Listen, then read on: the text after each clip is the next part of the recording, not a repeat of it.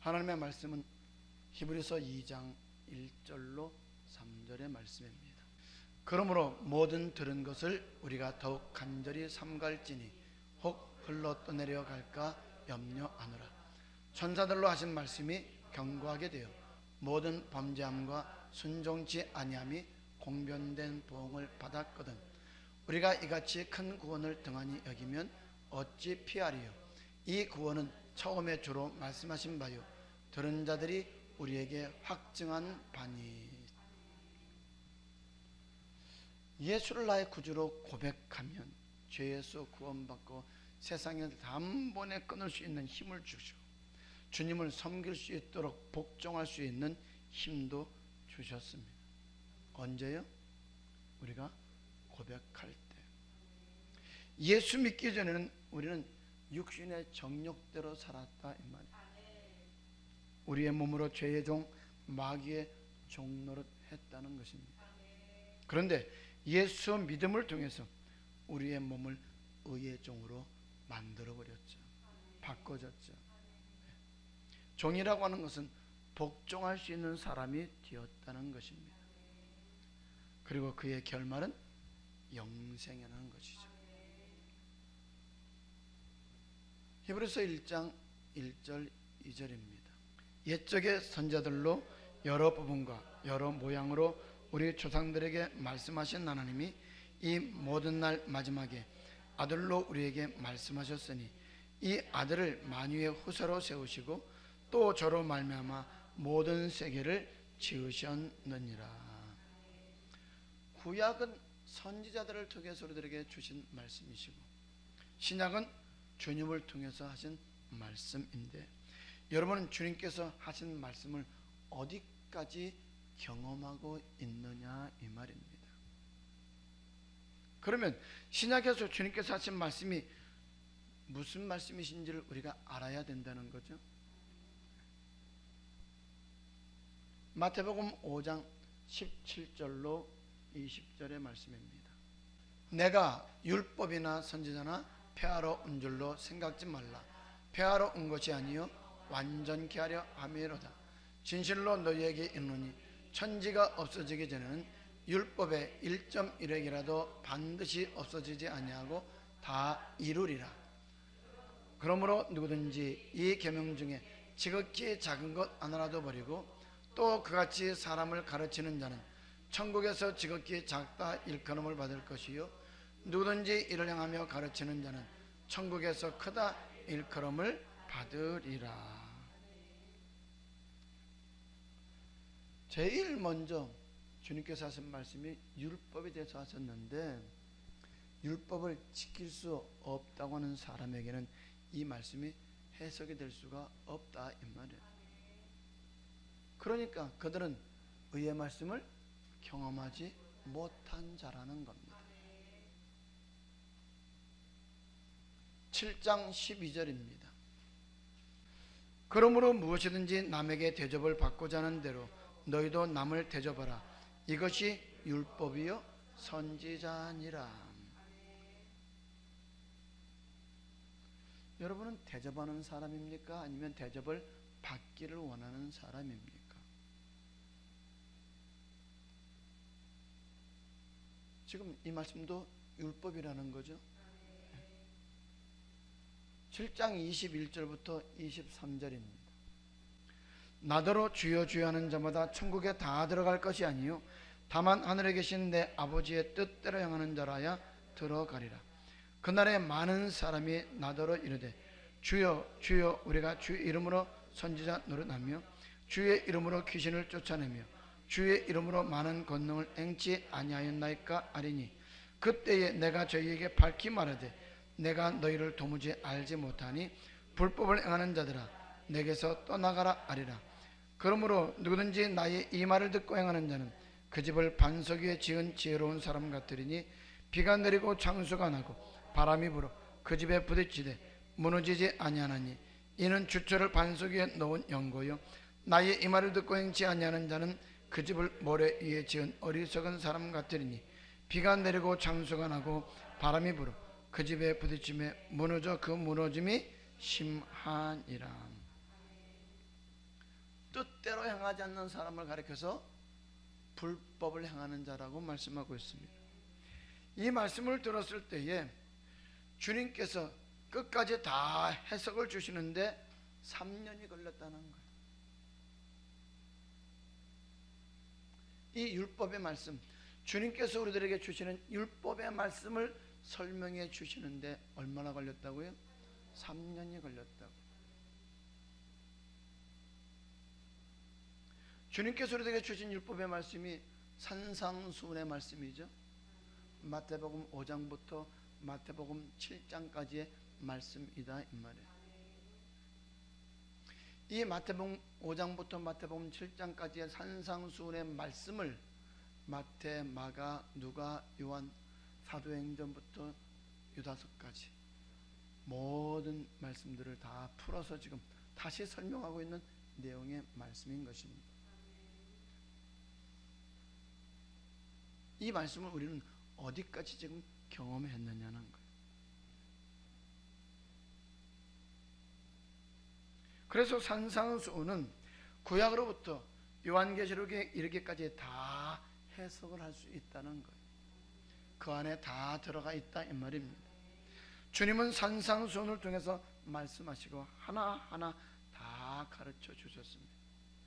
5장에서 하나님이 어떤 분이신가를 팔복을 통해서 말씀하여 주시고, 택함 받은 자들의 삶은 어떻게 살아야 할 것인가를 말씀하여 주시고, 제일 먼저 가르치신 것이 5장 17절로 19절의 말씀이다 이 말이에요. 다시 보겠습니다. 17절부터 19절입니다. 내가 율법이나 선자나 폐하러 온 줄로 생각지 말라. 폐하러 온 것이 아니요 완전케 하려 함이로다. 진실로 너희에게 이르노니 천지가 없어지기 전에는 율법의 1.1획이라도 반드시 없어지지 아니하고 다 이루리라. 그러므로 누구든지 이 계명 중에 지극히 작은 것 하나라도 버리고 또 그같이 사람을 가르치는 자는 천국에서 지극히 작다 일컬음을 받을 것이요 누구든지 이를 행하며 가르치는 자는 천국에서 크다 일컬음을 받으리라. 즉 율법과 계명은 같다는 말입니다. 그런데 여러분은 이 말씀을 믿나요? 이 말씀을 믿는다면 다음 단계로 넘어갈 수가 있는데 이 말씀 자체를 믿지 않는 사람들이 너무나도 많다는 거예요. 율법과 계명이 같다는 것을 알지 못한다는 거예요.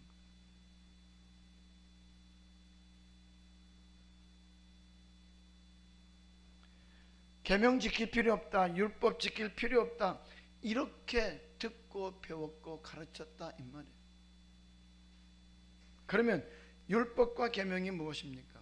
7장 12절에서 그러므로 무엇이든지 남에게 대접을 받고자 하는 대로 너희도 남을 대접하라. 이것이 율법이요 선지자라고 말씀하고 있습니다. 그렇게 하고 나서 나의 이 말을 듣고 천국에 다 들어가는 것이 아니라 아버지의 뜻대로 행하는 사람이 들어간다라고 이렇게 말씀합니다. 그러면 아버지의 뜻이 무엇입니까? 성경은 율법의 교훈을 통해서 아버지의 뜻을 알 수 있다라고 했습니다. 무엇을 통해서? 율법을 통해서 아버지의 뜻을 알 수 있다라고 말씀하고 있다는 것이죠. 로마서 2장 18절입니다. 율법의 교훈을 받아 하나님의 뜻을 알고 지극히 선한 것을 좋게 여기며, 그렇기 때문에 주님께서 주신 말씀을 듣고 아멘 아멘 하면 율법이 무엇인가를 한 단계씩 한 단계씩 가르쳐 주신다 이 말이에요. 그리고 마태복음 7장 24절에서 그러므로라는 접속사를 통해서 율법이 계명이 무엇인가를 가르쳐 주고 있습니다. 율법을 계명을 지키는 사람은, 오늘 율법을 지키는 사람은 반석 위에 집을 지은 사람 같다라고 말씀합니다. 그래서 우리는 율법이 무엇인가를 알아야 된다는 거예요. 그런데 신앙의 초보는 이 말씀을 경험해 본 적이 없다 이 말이에요. 의의 말씀을 경험한 적이 없다 이 말이에요. 왜? 처음부터 지킬 필요가 없다라고 가르침을 받았으니까. 처음부터 계명을 지킬 수 없다라고 했으니까. 고백만 하면, 예수만 믿으면, 교회만 다니면 천국 들어간다고 했으니까 율법과 계명을 지킬 필요가 없다라고 가르쳤다 이 말이에요. 근데 예수님은 뭐라 그랬어요? 나의 계명을 지키는 자라야 나를 사랑하는 자니. 여러분, 우리가 예수님 사랑한다고 하면서, 예수님 믿는다고 하면서 계명을 지키지 않는다고 한다면 주님 사랑한다고 말할 수 있어요? 없다 이 말이에요. 그런데 계명 지킬 필요가 없다라고 했어요. 지킬 수 없다라고 가르쳤다 이 말이에요. 그렇게 배웠어요. 성경은 예수를 내 구주로 고백할 때 율법과 계명 곧 영생 얻는 법을 주셨다라고 말씀하고 있는데도 말입니다. 그러면 장성한 분량에 이르도록 순종하면서 자라가도록 해야 할 터인데 천국문을 목사가 닫아버렸다는 거예요. 누가 닫았다고요? 주의 종들이. 지킬 필요가 없다라고 전하면서 닫아버렸어요. 마태복음 23장에 바리새인과 서기관들이 말씀을 가르치는 선지자의 자리에 앉아서, 모세의 자리에 앉아서 자기도 들어가려고 하지도 않고 들어가려고 하는 자들도 들어가지 못하도록 어떻게 했다고요? 막았다라고 말씀하고 있습니다. 마태복음 7장 24절에 그러므로 누구든지 나의 이 말을 듣고 행하는 자는 그 집을 반석 위에 지은 지혜로운 사람 같으리니 비가 내리고 창수가 나고 바람이 불어 그 집에 부딪히되 무너지지 아니한다라고 말씀합니다. 비가 내리고 창수가 나고 바람이 분다는 것은 계시록의 말씀 맞나요? 하늘에서 불이 내리고 땅에서 불이 나오고 예수 믿는 사람에게 불같은 환란이 오는 계시록의 말씀을 가리켜서 하는 말이다 이 말이에요. 여러분은 어디까지 말씀을 알고 있습니까? 마태복음 24장 있는 이 말씀이 계시록에 있는 말씀이라는 건 알고 있었어요? 몰랐잖아요. 우리는.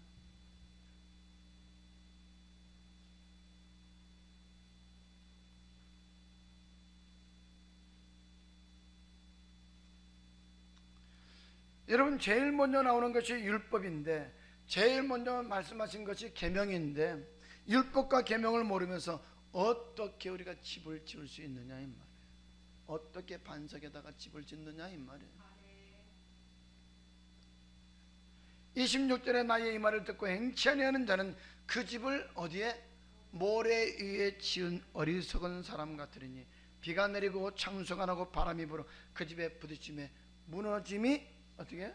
심하다라고 말씀합니다. 여러분, 우리가 어디까지 말씀을 알고 있느냐 이 말이에요. 의의 말씀을 경험하지 못하고 있어. 그리고 율법이 영생의 말씀이라는 것과 계명이 영생의 말씀이라는 것을 믿어도 13장에서 또 달라지는데 그 말씀을 우리는 모른다는 거예요.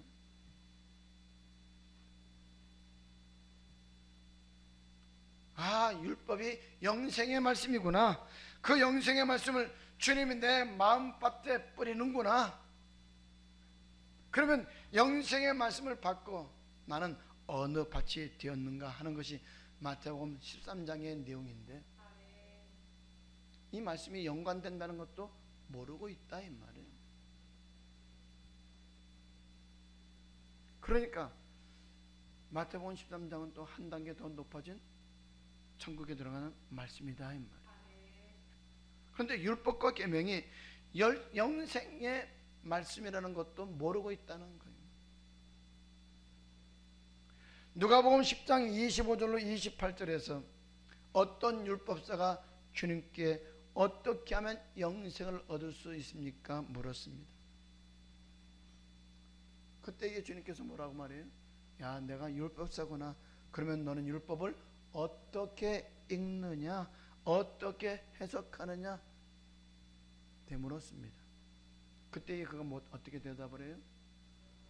내 마음을 다하며 목숨을 다하며 힘을 다하며 뜻을 다하여 주 너희 하나님을 사랑하고 또한 내 이웃을 내 몸과 같이 사랑하라 하였나이다라고 이렇게 대답을 합니다. 그러자 주님께서 뭐라고 말씀해요? 가서 그대로 행하라. 내가 잘 알고 있지 않느냐? 그러면 가서 그대로 알고 있는 대로 행하라. 그러면 영생 얻는다 이 말입니다. 마태복음 19장 16절 17절에서도 어떤 사람이 주님께 와서 물었습니다. 어떻게 하여야, 내가 무슨 선한 일을 하여야 영생을 얻을 수가 있습니까? 그때 주님께서 뭐라 해요? 어찌하여 나에게 선한 일을 내게 묻느냐? 선한 이는 오직 한 분이시니라. 내가 생명에 들어가려면 계명들을 지켜라. 그랬더니 이 사람이 뭐라 말해요? 내가 어릴 때부터 다 지켰습니다 라고 합니다. 그러면 계명과 율법이 무엇인가를 아는 것이 첫째다 이 말이에요. 왜? 율법을 행해야 영생을 얻는다 그랬습니까? 계명을 지켜야 영생 얻는다 그랬습니까? 그러므로 계명과 율법을 아멘으로 받으면 하나님이 정확하게 알 수 있도록 자세하게 가르쳐 주신다는 거예요. 하나님은 이미 구약에서 모세 오경을 통하여 소리들에게 말씀을 가르쳐 주셨습니다. 율법이 무엇인가를 가르쳐 주셨습니다. 그래서 산상수훈에서 보면 내가 율법과 선제를 폐하러 온 것이 아니라 완전케 하러 왔다라고 말씀하고 있는 것입니다.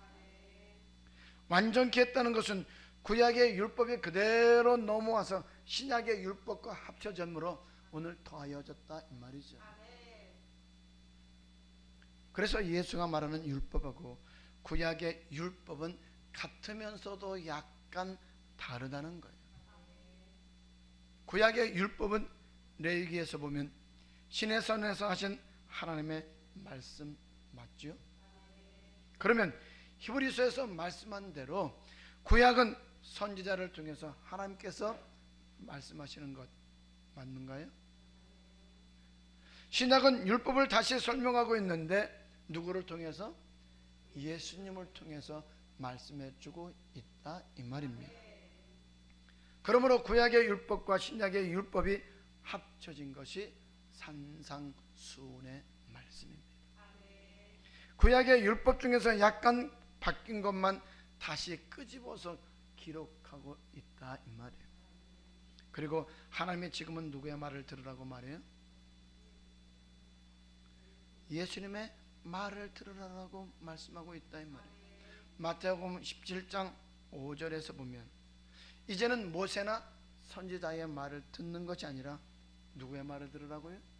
주님의 말씀을 들으라고 말하고 있습니다.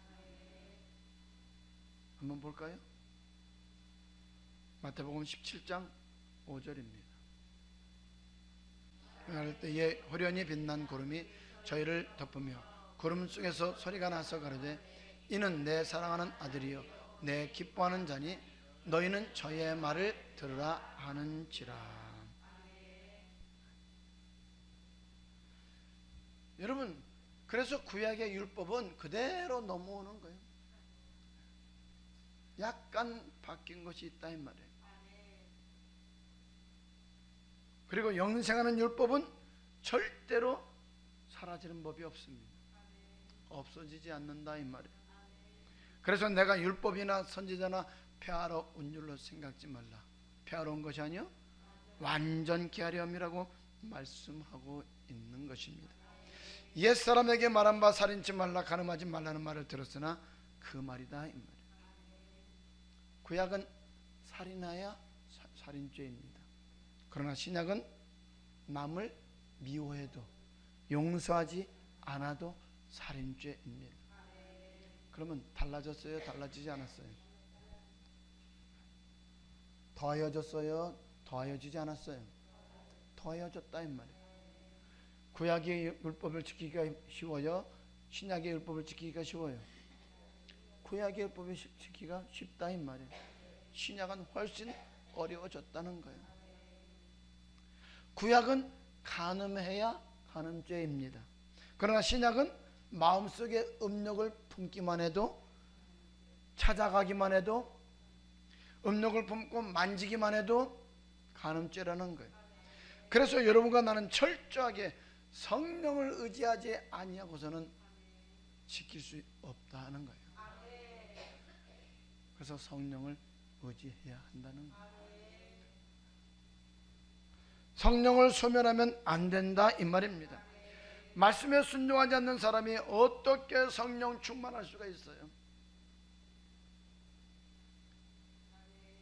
이길 수 있는 힘이 우리에게는 없는데, 우리 스스로가 너무나도 잘 알고 있잖아요. 그래서 신약은 성령을 받으라고 말씀하고 있는 거예요. 성령 받으라, 성령 받으라. 왜? 성령 받지 않으면 지킬 수 있는 힘이 우리에게는 없기 때문에. 로마서 7장 24절에 보면 오라 나는 곤고한 사람이로다.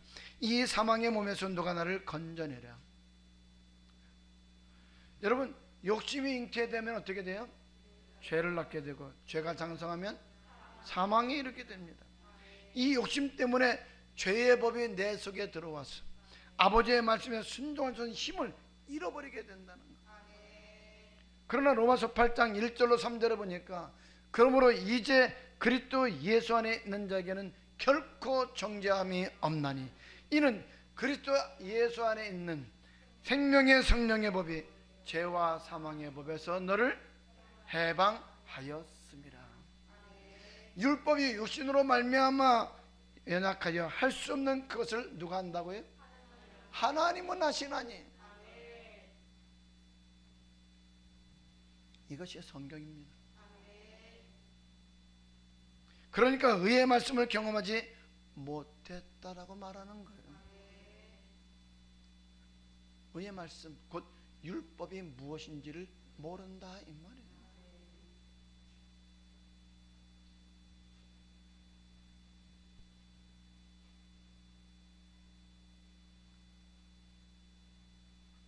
구약시대의 사람들은, 예수님 당시의 사람들은 율법이 무엇인가를 알고는 있었다 이 말이에요.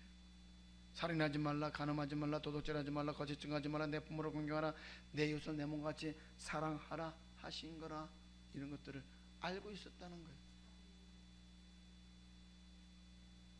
어려서부터 내가 다 행했나이다. 내가 율법사구나. 율법이 무엇이라고 그랬느냐? 내 마음을 다하고 목숨을 다하고 힘을 다하고 뜻을 다해서 주 너 하나님을 사랑하라 하셨나. 알고 있었다 이 말이에요.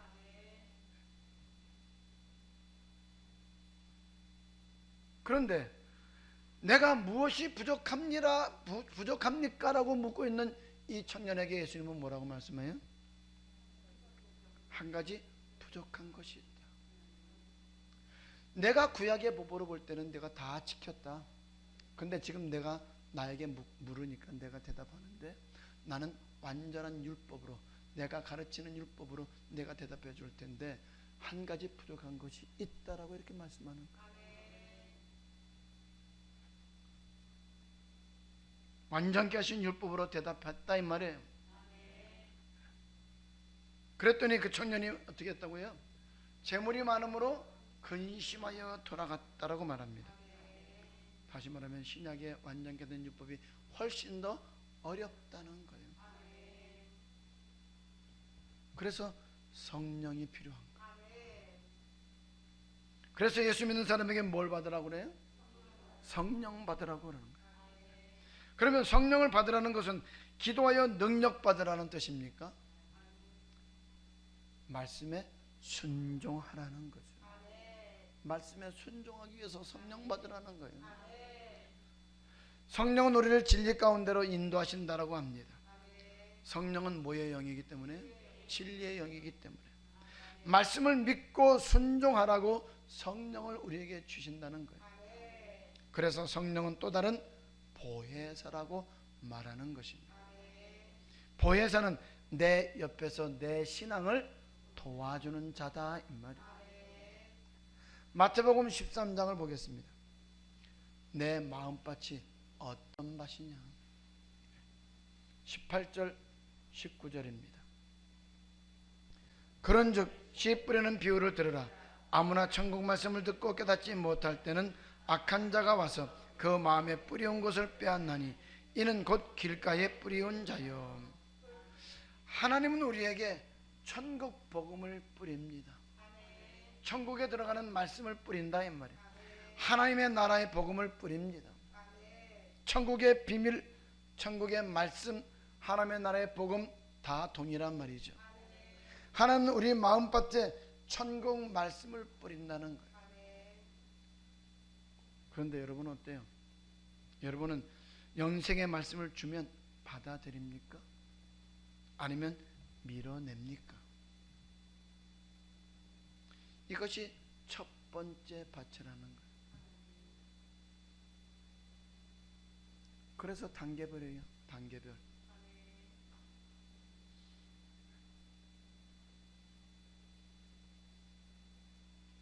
길가밭이 있고 돌짝밭이 있고 가시떨기밭이 있고 옥토밭이 있어.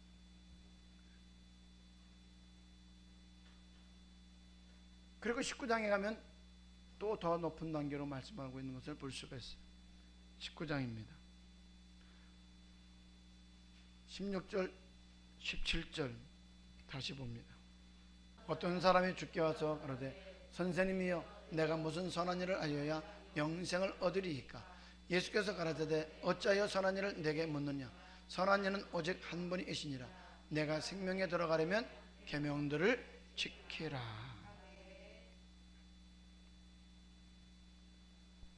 무엇이 부족합니까? 라고 묻고 있어요. 나는 지켰는데 아직도 무엇이 부족합니까?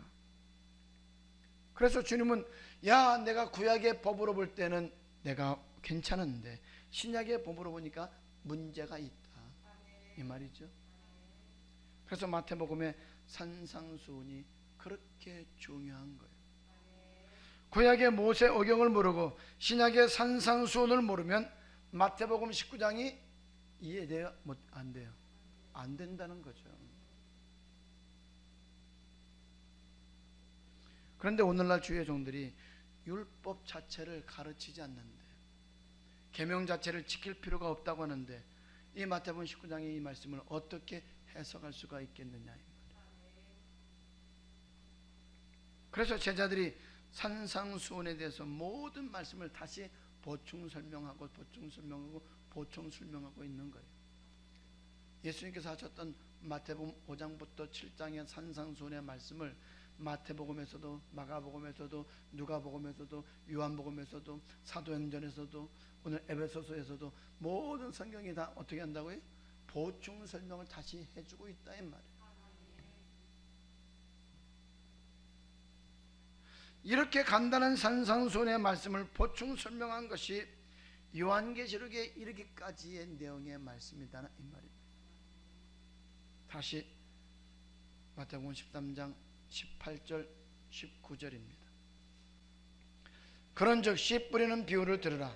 아무나 천국 말씀을 듣고 깨닫지 못할 때는 악한 자가 와서 그 마음에 뿌리운 것을 빼앗나니 이는 곧 길가에 뿌리운 자요.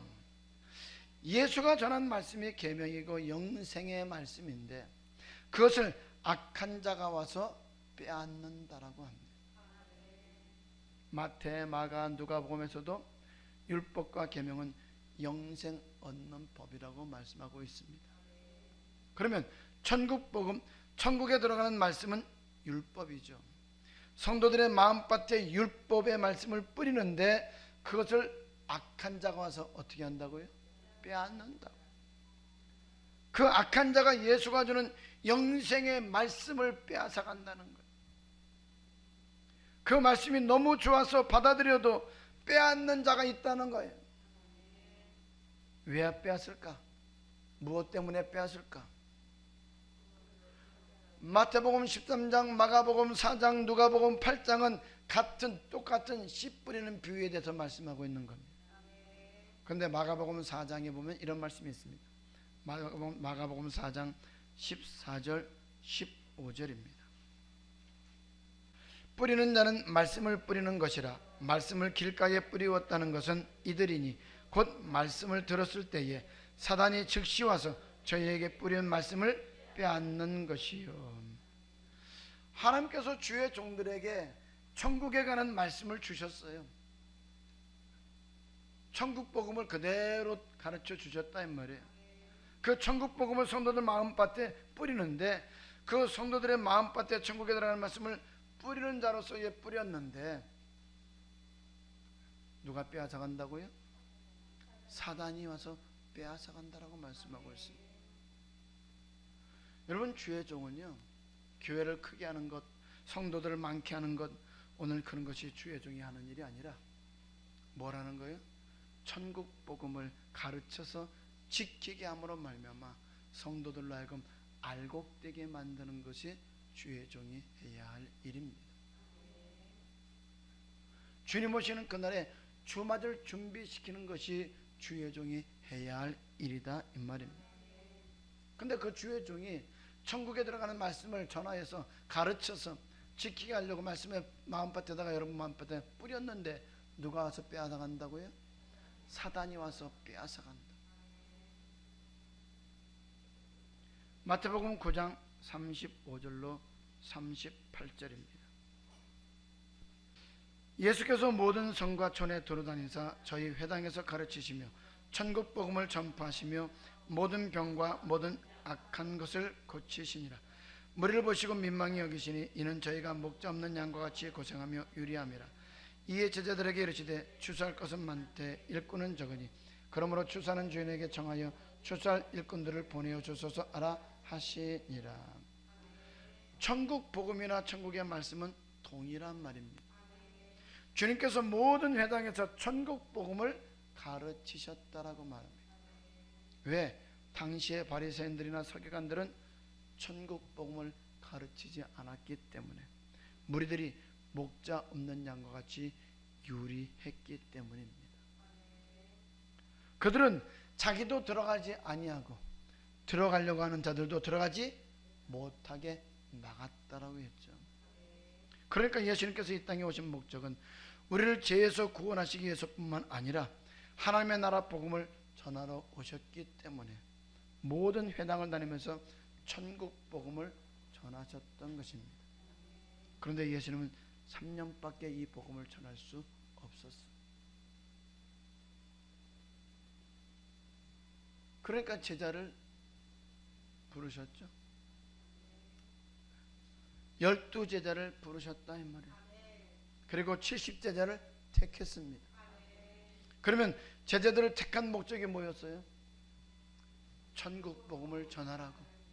뭘 전하라고요? 천국 복음을 전하라고. 이것이 목사의 사명입니다.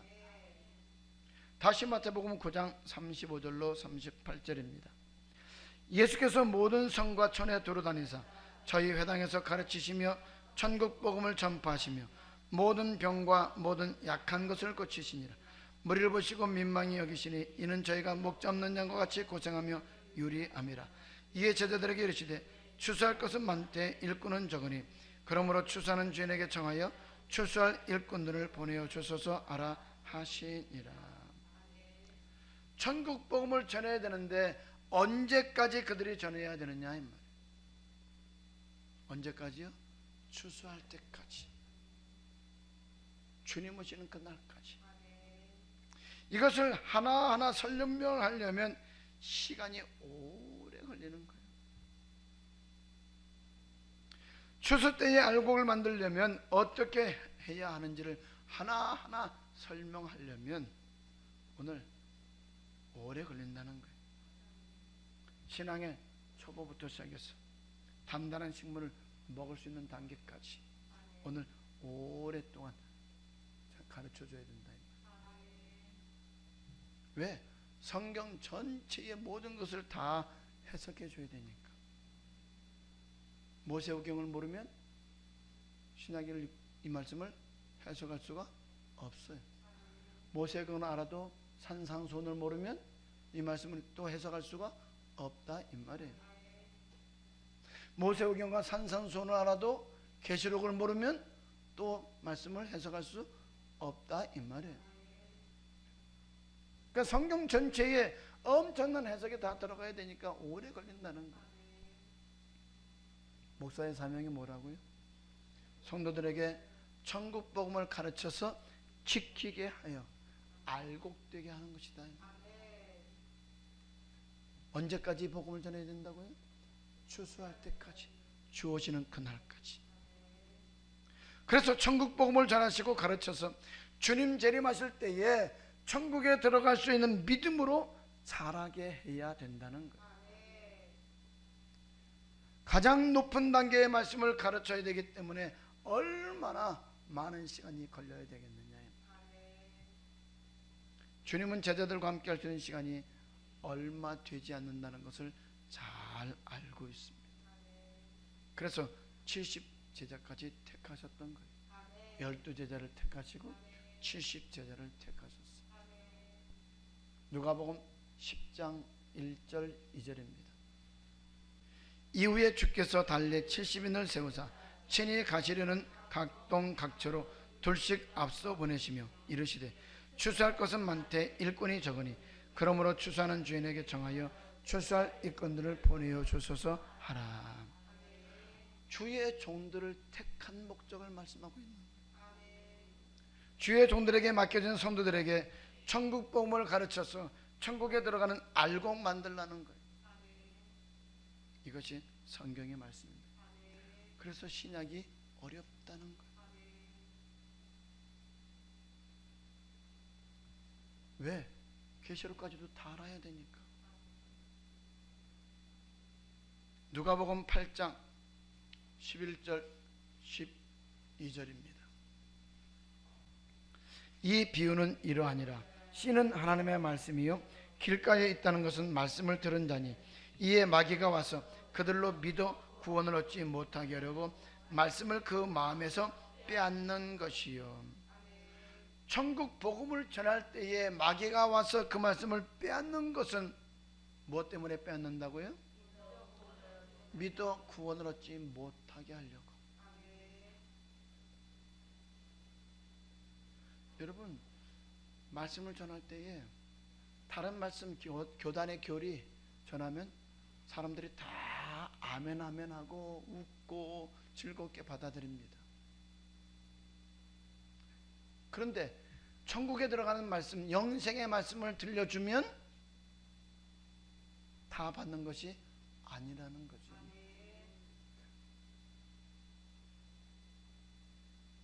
여기서 구원 얻지 못하게 한다는 것은 영혼의 구원을 말합니다. 천국에 들어가지 못하게 한다는 거예요. 그래서 바리새인과 서기관들을 향하여 독사의 새끼들이라고 했던 것입니다. 왜? 자기들도 들어가지 아니하고 들어가려고 하는 자들도 들어가지 못하게 했기 때문이다 이 말이에요. 어디 앉아서? 모세의 자리에 앉아서 말씀을 가르치는 자리에 앉아서. 오늘날 주의 종들이 말씀을 가르치는 자리에 서서, 교단에 서서, 강단에 서서 말씀을 전하는데 천국 복음을 전해야 되는데 오히려 천국 복음은 전하지 않냐고 엉뚱한 것만 가르쳤다 이 말이에요.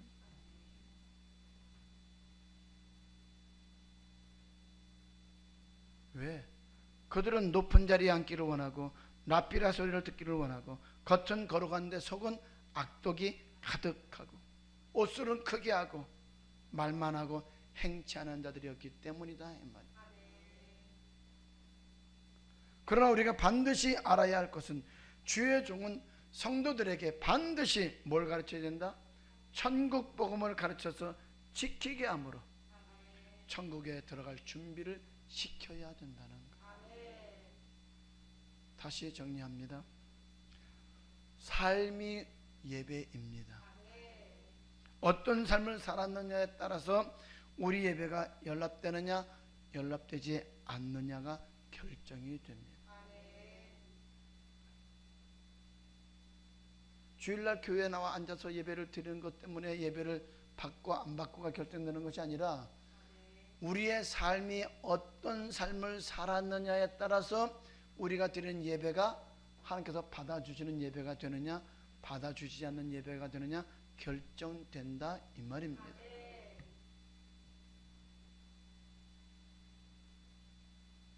하나님이 우리를 구속하신 목적은 우리로 예배 드리게 하기 위해서입니다. 그래서 우리가 예배를 드리잖아요. 하나님이 우리를 구속한 목적이다 이 말이에요.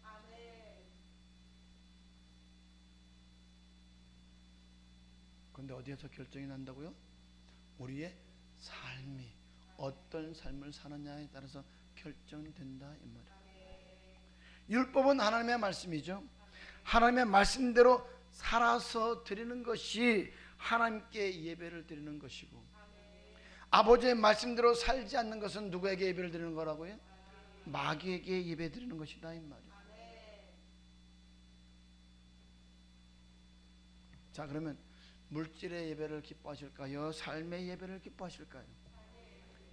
물론 물질의 예배도 하나님께서 받기로 원하시지만 그보다 더 중요한 것이 삶의 예배라는 거예요. 하나님은 물질의 계명보다 삶의 계명을 지키는 것을 훨씬 더 기뻐하십니다. 그래서 물질은 지극히 작은 것이라고 그러는 거예요. 지극히 작은 것에 충성하지 못하는 사람이 삶에 충성할 수 있어요? 없다는 거죠.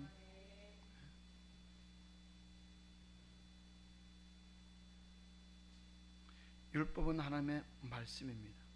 계명도 하나님의 말씀입니다. 복음도 하나님의 말씀입니다. 그런데 율법이 하나님의 말씀이라는 것을 아는 사람들이 적다는 거예요. 율법이 큰 구원에 관한 말씀이라는 것을 아는 사람들이 적다 이 말이에요.